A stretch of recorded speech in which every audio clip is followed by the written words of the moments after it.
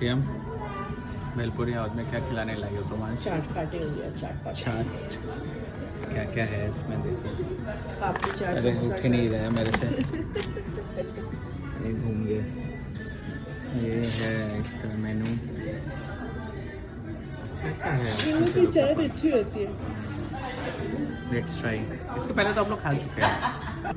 एकदम हमारे वहाँ के समोसे की तरह आया था मैम। शेफ पूरी आ गई है।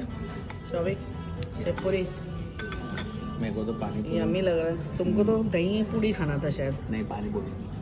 दही वाला पानी पूरी। चलो ये भी हमने ट्राई नहीं किया है। देखते हैं। पक्की এনেছে তোমার জন্য, দেখো surprise. Cycle, balance bike. What is this? It's a balance bike वो। এই দাঁড়া এখানে এখানে দেখতে পাচ্ছি। দেখ This is the balance bike. ভাল লাগছে ওবি? হ্যাঁ।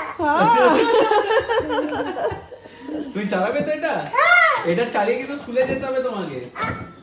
ওকে? এই দেখ। এটা এখন সেটআপ করতে হবে। এটা তুমি আর দিদি মিলে সেটআপ করো, আমরা গুগল দাদাকে ঘুরিয়ে নিয়ে আসি, ওকে?